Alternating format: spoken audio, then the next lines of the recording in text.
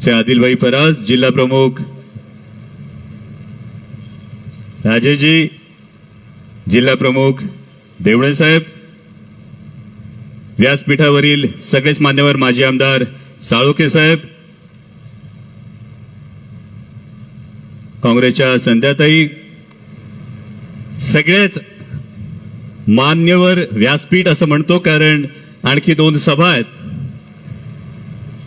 आणि सगळ्यात महत्वाचं म्हणजे खटक्या व बोट जागे व पलटी करणारे तुम्ही सगळेजण कोल्हापूरकर, सगळ्यांना जय शिवराय. खरं तर मगाशी मालोजी राजे म्हणाले त्या पद्धतीनं या पोटनिवडणुकीसाठी प्रचाराला यावं लागेल असं वाटलं नव्हतं. आणि जो आलो तरी जरी माझा उल्लेख हा राष्ट्रवादी काँग्रेस पक्षाचे खासदार म्हणून झाला असेल तरी सुद्धा आमच्या वहिनींना ठाऊक आहे की 2016 साली कोल्हापुरात शिवपुत्र संभाजी या महानाट्याचे प्रयोग झाले होते. आणि या महानाट्याचे प्रयोग होत असताना जर मोठ्या भावासारखा कोणी मला आधार दिला होता तर तो चंद्रकांत अण्णांनी त्यावेळी दिला होता, हे मी प्रामाणिकपणे इथं कबूल करतो. आणि या कोल्हापूरच्या मातीचा मी कायम ऋणी अशासाठी आहे की नंतर स्वराज्य रक्षक संभाजी मालिका आली, नंतर सगळ्या गोष्टी तुम्हाला ठाऊक आहेत, पण याची सुरुवात कुठं झाली असेल तर या कोल्हापूरच्या मातीत 2016 साली त्या महानाट्यातून झाली होती. आणि त्यामुळे या मातीचा मी कायम ऋणी आहे. आणि नक्कीच एक खंत, एक हळहळ आहे, कारण अण्णांच्या विषयी तुम्ही जी फिल्म दाखवली ती फिल्म पाहताना खरंच अनेक जुन्या आठवणी या तरळून गेल्या. म्हणजे अत्यंत संघर्षातून एक यशस्वी उद्योगपती होत असताना, इतर उद्योगपतींना एक हक्काचा आधार बनत असताना, एक उत्कृष्ट फुटबॉलपटू असताना, अनेक फुटबॉलपटूंचा आधार होत असताना, जनसेवेमध्ये स्वतःला झोकून दिलेलं एक उमद नेतृत्व नियतीनं आपल्यातून खरं तर हिरावून नेलं. आणि ज्या पद्धतीनं मालोजीराजे म्हणाले त्या पद्धतीनं ही निवडणूक कोल्हापूरकरांवर लादली गेली. पण ही का लादली गेली तर इतर वेळी नैतिकतेचा आव आणणारा भारतीय जनता पक्ष हे विसरून गेला की माणुसकीच्या दृष्टिकोनातून माननीय मुख्यमंत्री, उपमुख्यमंत्री, काँग्रेसचे नेते या सगळ्यांनी विनंती केल्यानंतर ही निवडणूक बिनविरोध केली नाही. ती का केली नाही तर एक मळमळ होती. मळमळत होतं पोटामध्ये की पुन्हा येणार म्हटल्यानंतर 105 आमदार निवडून येऊन सुद्धा आदरणीय पवार साहेबांनी सोनियाजींच्या मदतीने उद्धव साहेबांच्या रूपाने घरी बसवलं. त्याची मळमळ काही थांबत नाही, म्हणून ही निवडणूक हे कोल्हापूरकरांवर लादली गेली. पण या निवडणुकीला एक अनन्यसाधारण महत्व आलंय भावांनो. आणि हे मुद्दाम कोल्हापूरकरांसमोर सांगावंसं वाटतं, कारण जे कोल्हापुरात पिकतं ते महाराष्ट्रात पसरतं, जे महाराष्ट्रात कोल्हापुरातून पिकलेलं पसरतं ते देशात पोचतं. त्यामुळे ही निवडणूक फक्त आता कोल्हापूर उत्तरची निवडणूक राहिलेली नाही, ही निवडणूक हे ठरवणारी निवडणूक आहे की इथून पुढे महाराष्ट्र कोणत्या वाटेनं वाटचाल करणार आहे, इथून पुढे देशाचं भवितव्य नेमकं कोणत्या दिशेनं वाटचाल करणार आहे. कारण आजच संसदेचं अधिवेशन संपलं. या संसदेच्या अधिवेशनामध्ये वारंवार विरोधी पक्षांनी मागणी केली की केंद्र सरकारनं एकदा तरी महागाईविषयी बोलावं, म्हणजे आमच्या आयामाया आम्हाला तोंड भरून आशीर्वाद द्यायच्या, शतायुषी व्हा. पण या केंद्र सरकारनं पेट्रोल डिझेलला आशीर्वाद दिला, शतायुषी व्हा, आणि पेट्रोल डिझेल 100च्या पुढे निघून गेलं. आज गॅस सिलेंडरचे जर दाम बघितले तर गॅस सिलेंडरच्या किमती गगनाला भिडल्या. सर्वसामान्य माणसाचं जगणं मुश्किल झालं. पण दुर्दैव आहे की आपल्या देशाच्या सन्माननीय पंतप्रधानांना काश्मीर फाईल्सवर बोलावंसं वाटतं, पण सर्वसामान्याचं जगणं हराम करणाऱ्या, त्याचं कंबरडं मोडणाऱ्या महागाईविषयी अवाक्षर काढावंसं वाटत नाही. हे दुर्दैव वाटतं आज देशाचं. पण संसदेत केंद्र सरकारने याच्यावर अवाक्षर सुद्धा काढलं नाही. आणि देशातलं जर वातावरण बघितलं, मगाशी बोलताना राजेश भैयांनी उल्लेख केला, 5 राज्यांच्या निवडणुकांचा उल्लेख केला. आणि विशेषतः या निवडणुका होण्या अगोदर देशात एक फार महत्वाची घटना घडली. ही घटना अशी होते की 5, 10, 15 वर्षांनंतर तुमची माझी कच्ची बच्ची ही कोणत्या वातावरणात राहणार आहेत, आपला समाज हा कोणत्या दिशेनं राहणार आहे, याचं एक द्योतक ठरणारं एक उदाहरण घडलं मध्य प्रदेशात. कारण एक फार सोपं असतं, निवडणुकांचं जेव्हा वातावरण येतं, या निवडणुकांच्या वातावरणामध्ये जेव्हा जातीयतेचं, सांप्रदायिकतेचं, धर्माचं विष डोक्यात जेव्हा कालवलं जातं, तेव्हा तरुणांची माथी अनेकदा भडकतात. पण याचा विचार करण्यासारखी गोष्ट आहे. मध्य प्रदेशात विदिशा नावाचं एक शहर आहे. या विदिशामध्ये एका शाळेवर धार्मिक कारणावरून हल्ला झाला. विचार करा, देश नक्की या धर्माच्या विषापोटी कुठल्या दिशेनं चाललाय. जर एखाद्या शिक्षण संस्थेवर धार्मिक कारणावरून हल्ला होत असेल तर नक्की हे धर्माचं विष नक्की कोणाला पोखरतंय आणि कुठपर्यंत भिंतय याचा विचार करण्याची वेळ आलेली आहे. आणि हे जाणीवपूर्वक आज शिवाजी पेठेत सांगतोय, कारण तुम्ही जी शिवजयंतीची मिरवणूक काढली होती, ही शिवजयंतीची मिरवणूक अख्ख्या देशानं पाहिली. लाखापेक्षा जास्त माणूस रस्त्यावर होता, छत्रपती शिवाजी महाराजांचा जय जयकार करत होता. आणि त्यामुळे या निवडणुकीच्या निमित्तानं जर कोणी तुम्हाला हिंदुत्व शिकवायला आलं तर त्यांना सांगा, आम्हाला हिंदुत्व शिकवू नका. ज्यांच्यामुळे अंगणातली तुळस, गोठ्यातली गाय आणि मंदिरातले देव सुरक्षित राहिले त्या छत्रपती शिवाजी महाराजांचे मावळे आहोत आम्ही. आम्हाला हिंदुत्व शिकवू नका.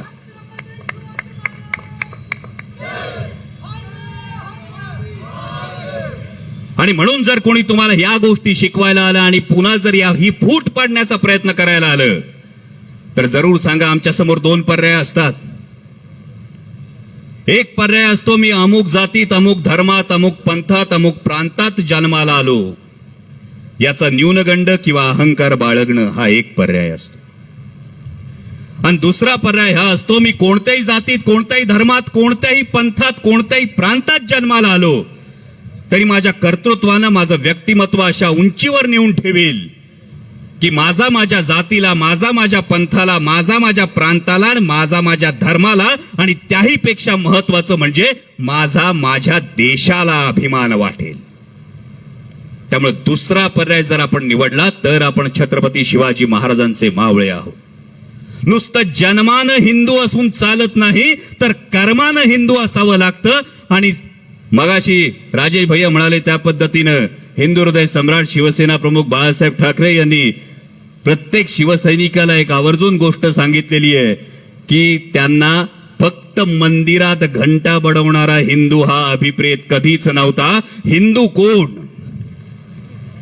हिंदू कोण? तर तो जन्मानं हिंदू असल्याचा मला अभिमान आहे, प्रत्येकाला अभिमान असणं स्वाभाविक आहे. पण आपण कर्मानं हिंदू आहोत का? आपण परधर्मियांचा आदर करतो का? आपण परस्त्रीचा माते समान सन्मान करतो का? आणि आपण माती, माता आणि मातृभूमी हे आपण शिरोधार्य मानतो का? हे मानत असू तर ते हिंदुत्व आहे माझ्या भावांनो. मागे कर्नाटकात, शेजारच्या कर्नाटकात वाद झाला हिजाबवरून. अरुभाई दिल्लीत एक पत्रकार भेटले होते. त्या पत्रकारांनी एक फार महत्वाची गोष्ट सांगितली. ते म्हणाले, अरे भाई ये देश में क्या चल रहा है? मतलब क्यों क्या चल रहा है? सब अच्छा है, अच्छे दिन तो आए हुए, बाकी क्या चल रहा है? बोले, अरे युवा पीढ़ी जाब मांग रही थी, इन्होंने हाथ में हिजाब पकड़ा दिया. ही परिस्थिती तुमची होते कारण तुम्हाला प्रत्येक वेळी दुसऱ्या वाटेला ढकललं जातं. तुम्हाला प्रत्येक वेळी तुमच्या समोर वेगळी गोष्ट आणली जाते. शिवाजी पेठेतल्या अनेक तरुणांना जेव्हा नोकरीची ऑफर हातात पडेल असं वाटलं होतं, त्यांच्या हातात काश्मीर फाईलचं तिकीट पडलं फक्त.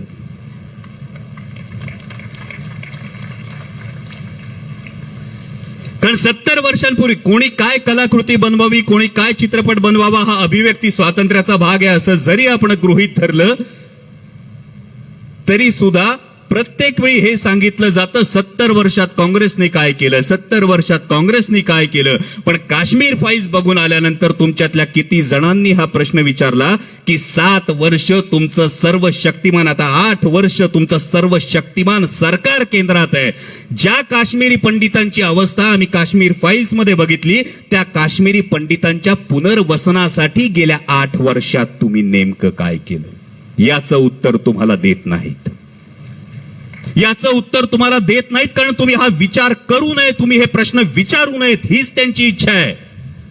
कारण तुम्हाला जातीच्या नावानं एकमेकांपासून दूर केलं, तुम्हाला धर्माच्या नावानं एकमेकांपासून दूर केलं की निवडणुकीचं गणित साधता येतं. हे दुर्दैवी राजकारण आज देशाच्या वातावरणात आपल्याला बघायला मिळतं. आणि म्हणून जेव्हा कोणी तुम्हाला या गोष्टी सांगेल तेव्हा जरूर प्रश्न विचारा. धर्माचा अभिमान असणं गैर नाही, धर्माचा अभिमान स्वाभाविक आहे, पण माझा प्रश्न हा केवळ धर्माशी निगडीत नाही. एक साधा प्रश्न विचारतो. 2 मित्र होते, विशेषतः कोल्हापुरात, तर या गोष्टीचा आम्ही कायम दाखला देतो. महाराष्ट्रभरात फिरत असताना मी कायम सांगतो की हिंदू मुस्लिम ऐक्य कोल्हापुरात जसं आहे तसं अभावानंच सगळीकडे आढळतं. म्हणून आपल्या बाबू जमाल तालमीच्या दर्ग्यावर सुद्धा गणेश पट्टी आढळते आणि मोहरमचे पंजे सुद्धा आमचे हिंदू बांधव नाचवतात. कारण या कोल्हापूरच्या मातीला राजर्षी शाहू महाराजांनी ही शिकवण दिलेली आहे की जात आणि धर्म दगडासारखे असतात.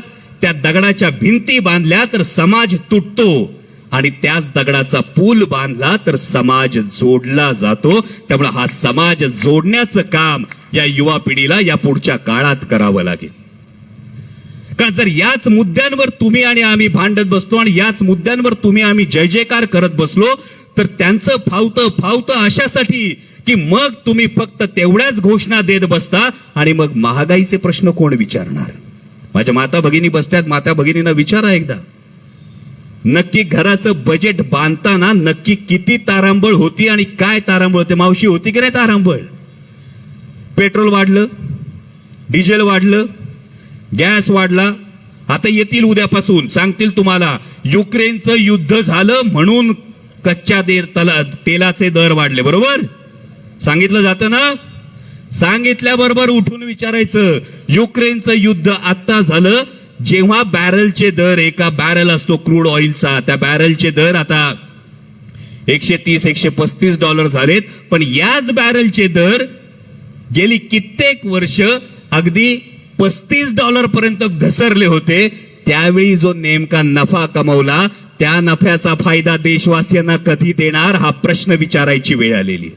कारण पेट्रोल वाढतंय, डिझेल वाढतंय, गॅस वाढतंय, डाळी वाढतात. एवढंच कशाला, शेतीची खतांच्या किमती वाढल्यात. एवढंच नाही तर तुमच्या मेडिकलच्या औषधांच्या सुद्धा किमती वाढल्यात. आणि या सगळ्या किमती वाढत असताना, हा महागाईचा भडका उडालेला असताना तुमचं लक्ष कुठेतरी दुसरीकडे डायव्हर्ट करायचं, विचलित करायचं, म्हणून कुठेतरी धर्माचा मुद्दा आणायचा, कुठेतरी जातीचा मुद्दा आणायचा, कुठेतरी वैयक्तिक टीकेचा मुद्दा आणायचा.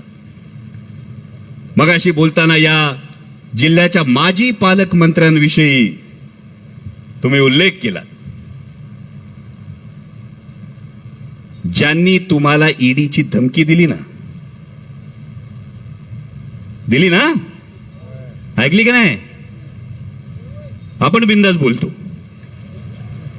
घाबरायचं काय कारणच नाही. आपल्या मागे लागतच नाही, तरी बी ते दाखवतात. म्हणजे शाळेत मास्तर छडी कोणाला उगारतात? जो वांड असतो त्याला उगारतात. जो चांगला असतो त्याला उगारली का तो म्हणतो मास्तर छडी का उगारली ते आधी सांगा. तसं त्यांना विचारा, मागची 5 वर्षे जेव्हा तुम्ही पालकमंत्री होतात, तुम्ही राज्यात 2 नंबरचे मंत्री होतात, तेव्हा नेमकं जिल्ह्याच्या, नेमकं शहराच्या विकासासाठी तुम्ही काय केलं? मत मागायला येताना 10 वेळा विचार केला पाहिजे. राजर्षी शाहू महाराजांच्या समाधीचं काम सुरू आहे. या समाधीला फुटकी दिमडी सुद्धा यांनी दिली नाही. हे कोल्हापुरात कोणत्या तोंडानं मत मागायला येतात हाच प्रश्न पडतो. म्हणजे आपल्यापैकी ज्येष्ठांना बऱ्याचदा आठवत असेल, आधी दारावरून आपले ज्योतिषी फिरायचे. ज्योतिष सांगणार, हात बघणार, भविष्य सांगणार, फिरायचे ना. नंतर मला कळलं कोल्हापुरातून एक ज्योतिषी पुण्याकडे वाऱ्या करतात. तारीख सांगणार, सरकार पडणार, तारीख सांगणार, सरकार पडणार. आणि आता सांगायला लागले आज ईडीत हा जाणार, आज ईडीत तो जाणार. एका केंद्रीय तपास यंत्रणेची इतकं अवमूल्यन या पद्धतीनं तुम्ही करत असताना परवा तर अरुभाई गंमत झाली. म्हणजे स्वर्गात गडबड झाली. खरंच झाली, स्वर्गात फार मोठी गडबड झाली. झालं कसं? इकडं तारखावर तारखा पडत होत्या. आज हे आज जाणार, उद्या ते आज जाणार, परवा त्यांची चौकशी लागणार, परवा त्यांच्यावर आरोप होणार, हे सगळे तारखा लागत होत्या. आणि स्वर्गात पाप पुण्याचा हिशोब चित्रगुप्त करत असतो. तर चित्रगुप्त गडबडला. चित्रगुप्त म्हटला काही माणसांचा हिशोब करून ठेवला होता, पण आज पान उलटलं. इंद्राला जाऊन त्यांनी सांगितलं काही माणसांचा हिशोब केला होता, अख्खी वही भरली होती, आज पान उलटलं तर पान कोरं झालं, घडलं कसं काय? नारद मुनी म्हणाले, चित्रगुप्त टेन्शन घेऊ नका, ज्यांची ज्यांची पानं कोरी झाली तेवढे सगळे भाजपच्या मांडवा खालून गेलेत. आणि म्हणून तुमच्या माझ्यासारख्या सर्वसामान्य मतदाराला हा प्रश्न पडला पाहिजे. भ्रष्टाचाराचं कोणीही समर्थन करत नाही, भ्रष्टाचार हा समूळ खणून काढलाच पाहिजे. पण जेव्हा नैतिकतेचा आणि साधनशुचितेचा आव आणून काही नेते बोलतात, तेव्हा त्यांनी याचंही उत्तर दिलं पाहिजे की काही महिन्यांपूर्वी किंवा काही वर्षांपूर्वी ज्यांच्यावर तुम्ही आरोपांची राळ उठवली होती ते नेते भाजपत गेल्याबरोबर नेमकं त्यांच्या चौकशीचं काय झालं, या प्रश्नाचं आधी त्यांनी उत्तर द्यावं आणि मग भ्रष्टाचाराविषयी बोलावं. आज आपण बघत असू महाविकास आघाडीचं सरकार स्थापन झाल्यानंतर, हे सरकार स्थापन झाल्यानंतर कोरोनाचं सावट आलं आणि या कोरोनाच्या सावटात सुद्धा मुख्यमंत्री उद्धवजी ठाकरे साहेब असतील, उपमुख्यमंत्री आणि वित्त आणि नियोजन मंत्री अजितदादा पवार असतील, बाळासाहेबजी थोरात असतील, अशोकरावजी चव्हाण असतील, या सगळ्या मंडळींनी राज्याचं सुकाणू हलू दिलं नाही. आत्ताही जो अर्थसंकल्प सादर झाला, उद्या अजितदादा त्यांच्या भाषणामध्ये नक्कीच याचा उल्लेख करतील. पण आत्ता सादर झालेल्या अर्थसंकल्पामध्ये महाराष्ट्रात कोणताही कर नव्याने लादण्यात आला नाही. आणि असं असताना सुद्धा या संकटातून महाराष्ट्र आज वाटचाल करतोय. पण यांना मात्र एकच स्वप्न पडतंय, काही झालं तरी सरकार पडलं पाहिजे, काही झालं तरी सरकार पडलं पाहिजे. पण शेवटी जनता जनार्दन उघड्या डोळ्यांनी सगळं बघते. आणि म्हणून मी म्हणतोय की ही निवडणूक केवळ कोल्हापूर उत्तरची नाही, तर पुढच्या काळामध्ये, भविष्य काळामध्ये महाराष्ट्र कशा पद्धतीनं वाटचाल करणार हे सांगणारी ही निवडणूक आहे. गुडघे टेकून दिल्लीश्वरासमोर माना झुकवणारा महाराष्ट्र असणार की ताठ मानेनं निधड्या छातीनं दिल्लीश्वराला डोळे दाखवणारा महाराष्ट्र असणार, हे या निवडणुकीत तुम्हाला सांगायचं. आणि विशेषतः जेव्हा कोल्हापूर उत्तरचा विचार करतो, मला अभिमान आहे माझ्या, ज्यांचा मी उल्लेख केला, राजेश भैयांचा. कारण नुसता त्यांच्या गळ्यात भगवा नाही, तर भगवा रंग हा त्यागाचं सुद्धा प्रतीक आहे. राज्य नियोजन मंडळाचे अध्यक्ष असताना जी भारतीय संस्कृती वयम पंचाधिकम शतम, म्हणजे भले 2019 ची निवडणूक ही वेगवेगळी लढलो असू, पण आज जेव्हा महाराष्ट्रावर एक आक्रमण होताना पाहतोय, आज जेव्हा महाराष्ट्राचा स्वाभिमान चिरडला जाताना पाहतोय, पुन्हा पुन्हा शिवाजी पेठेत आवर्जून सांगतो की ज्या शिवजयंतीला तुम्ही 1 लाखाची मिरवणूक काढली होती, भारतीय जनता पक्षाचे नेते आल्यानंतर विचारा, राज्याचे महामहिम राज्यपाल जेव्हा छत्रपती शिवाजी महाराजांविषयी अवमानकारक वक्तव्य करतात, त्यावेळी एका तरी भाजपच्या नेत्यानं त्याचा निषेध नोंदवला का, याचा एकदा विचार करा माझ्या भावांनो. आणि ज्याच्या मनात छत्रपती शिवाजी महाराजांविषयी मान नसेल, सन्मान नसेल, त्यांना त्यांची जागा कशी दाखवायची हे कोल्हापूरकरांना वेगळं सांगायची गरज नाही. कारण आवडलं तर तुम्ही डोक्यावर घेता, नाही पसंत पडलं तर.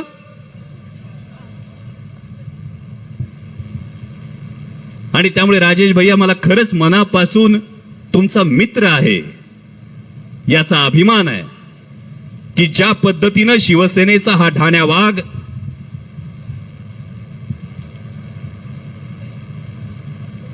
मातोश्रीचा आदेश आणि थांबला निष्ठावंत राजेश, ही गोष्ट तुमच्या वागण्यातून, उदाहरणातून तुम्ही सिद्ध केलीत, त्याबद्दल मी मनापासून तुमचं अभिनंदन करतो. आणि विशेषतः इथे ज्या माता भगिनी आहेत, मागे याच प्रचाराच्या दरम्यान काहीतरी एक उल्लेख झाला, या कोल्हापूरच्या मातीत हा उल्लेख व्हावा याचं मला खरंच आश्चर्य वाटलं. म्हणजे या कोल्हापूरच्या मातीमध्ये याचा असा उल्लेख व्हावा की प्लंबिंगचं काम करणाऱ्याची पत्नी प्लंबिंग करू शकते का, इलेक्ट्रिशियनचं काम करणाऱ्याची पत्नी इलेक्ट्रिशियन करू शकते का, त्या सन्माननीयांना मी एवढं सांगतो की याच कोल्हापूरच्या मातीने दाखवलं की छत्रपती राजाराम महाराजांचं निधन झाल्यानंतर जेव्हा औरंगजेब जिभल्या चाटत येत होता, जेव्हा दिल्लीपती जिभल्या चाटत येत होता की आता महाराष्ट्र काबीज करणार, आता मी स्वराज्याचा घास घेणार, तेव्हा याच कोल्हापुरातल्या स्वराज्य सौदामिनी तारा राणींनी समशेर उचलली होती आणि त्या दिल्लीपतीची कबर याच महाराष्ट्रात खणली होती. हा महाराष्ट्राचा इतिहास जर कोणी विसरत असेल तर त्यांना जाणीवपूर्वक सांगतो, माझ्या या माता भगिनींची काय ताकद असते माझ्या लोकसभेच्या निवडणुकीत मी अनुभवलंय. कारण या माझ्या माता भगिनी हातात सौभाग्याचा चुडा सुद्धा भरतात आणि त्याच हातात दाणपट्टा घ्यायला सुद्धा, समशेर घ्यायला सुद्धा मागं पुढं पाहत नाहीत. ही तुमची ताकद या निवडणुकीत तुम्ही दाखवून द्यावी अशी तुम्हाला कळकळीची विनंती करतो. 10 तारखेला असं मला कळलं की प्रचार संपत असणारा श्रीरामनवमी आहे. श्रीरामनवमीला अनेक ठिकाणी असे स्टॉल लागणार आहेत म्हणे, जिथे भगवे झेंडे दिले जाणार आहेत. श्रीराम आमचंही आराध्य दैवत आहे. फक्त आम्हाला एवढंच माहितीये की राम भक्त हनुमानानं छाती फाडून हृदयातला श्रीराम दाखवला होता, फक्त नाव घेण्याचा आणि मिरवण्याचा श्रीराम दाखवला नव्हता. आणि भगवे झेंडे जरूर द्या, पण ते भगवे झेंडे देत असताना जर स्वस्तातला गॅस सिलेंडर आणि पेट्रोल डिझेलचे कुपन सुद्धा दिले तर जरा सर्वसामान्यांना फरक पडेल, याचा सुद्धा विचार करा. आणि जर तुम्हाला वाटत असेल की प्रभू श्रीरामचंद्राचं नाव घेऊन तुम्ही निवडणूक जिंकत असाल तर त्यांना फक्त प्रामाणिकपणे एवढं सांगतो की जरी फक्त नाव तुमच्या तोंडात असलं तरी सुद्धा प्रभू श्रीरामचंद्राचा धनुष्यबाण शिवसेनेच्या रूपानं आमच्याकडे, बाण कधी सोडायचं हे सांगणारं घड्याळ पण आमच्याकडे आणि बाण सोडणारा हात सुद्धा आमच्याकडे. त्यामुळे विजय कुणाचा हे सांगण्याची फारशी आवश्यकता राहणार नाही. त्यामुळे आपल्या सगळ्यांना कळकळीची एवढीच विनंती करतो की 12 तारखेला आपला अधिकार विसरू नका, आपलं भविष्य विसरू नका आणि देशाच्या राजकारणाला, महाराष्ट्राच्या राजकारणाला दिशा देण्याची संधी सोडू नका. आणि हाताच्या चिन्हासमोरचं बटन दाबून जय श्री वहिनींना प्रचंड बहुमतानं विजयी करा एवढीच विनंती करतो आणि थांबतो. जय हिंद, जय महाराष्ट्र, जय शिवराय.